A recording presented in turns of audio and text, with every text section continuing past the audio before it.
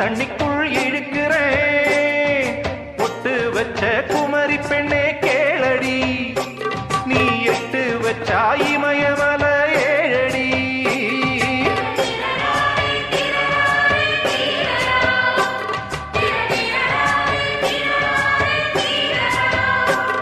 ஏய் அழற பொண்ணே கொஞ்சம் சிரிச்சு கூடு, அந்த சிரிப்புக்குள்ள துன்பம் எரிச்சு போடு.